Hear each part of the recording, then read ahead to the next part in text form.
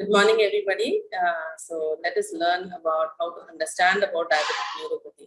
You can see diabetes is a very common condition seen in at least one person in each family has diabetes. And type 2 diabetes is so rampant in the Indian population and also throughout the world, like your neuropathy involving the nerves, the nephropathy involving the kidney, and your retinopathy involving the eyes.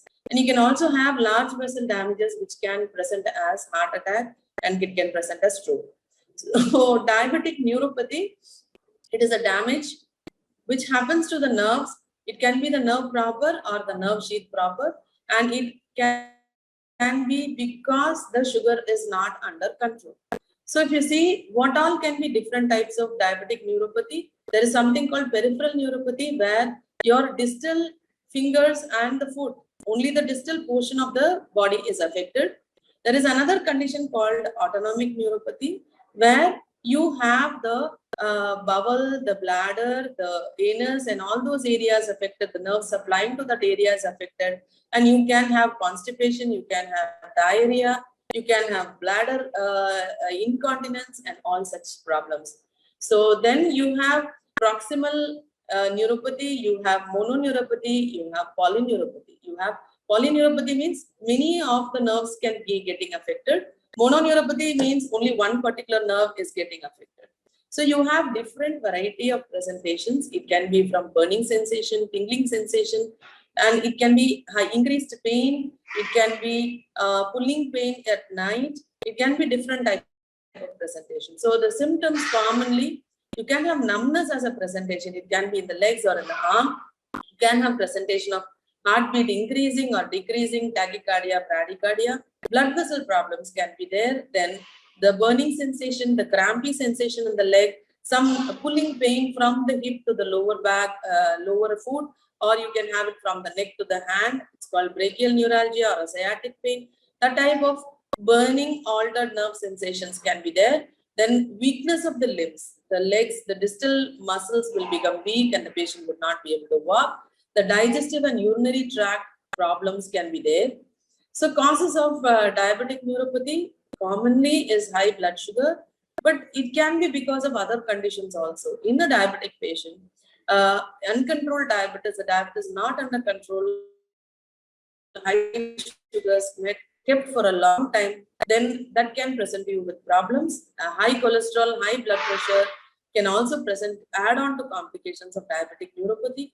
Then smoking and alcohol. Smoking can cause vascular occlusions of the lower leg, and that can cause claudication pain. Pain when the person walks, there will be severe pain, and they'll stand for some time, then they have to walk. So that type of claudication pain can be there when the person smokes for a long time.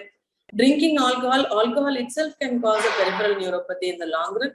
Vitamin B12, if it is low, you can have a peripheral neuropathy. So vitamin B12, if it is low, it can be due to drugs like even metformin, which is given for diabetes. So you have to look into the B12 levels and supplement with the B12 levels. The other things, some drugs can present you with neuropathy. Some cancer drugs can present you with neuropathy. Then so drugs given for tuberculosis, isoniazid can present you with neuropathy. So neuropathy in a diabetic need not be only due to diabetes. It can be due to associated conditions also.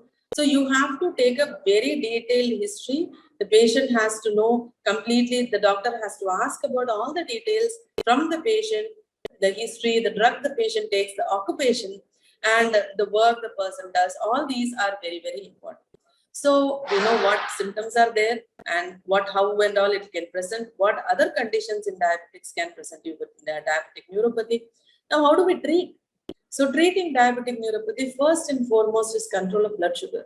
As early as you bring your blood sugar under control and keep the blood sugar under control is something very important. So diet, taking care of proper diet, exercise, and medication. This is something very important.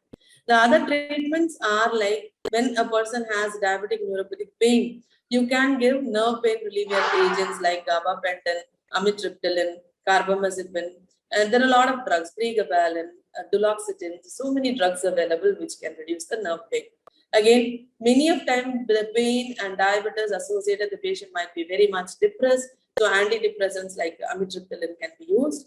Anticonvulsants used are, I told you, like carbamazepine. They are basically used to reduce the nerve pain. And along with that, physical therapy, exercise therapy, yoga therapy, many of them will help. Again, home remedies, you always wear slippers at home, soft slippers like microcellular rubber slippers at home and outside. Wear socks and shoes whenever you're going out. See to it that you don't develop, because if you have numbness, lack of sensation in the feet, you can develop ulcers without your own knowledge. Practice good food hygiene. That's very, very important. Every day while you're taking bath, look into the cracks, look into the crevices, look into everything, and then manage your problem. So diabetic neuropathy is a very, very common condition, and you need to treat it properly, bring your sugars under control, and see that your sugars are under control. You take care of your feet and take care of your neuropathy. Thank you so much.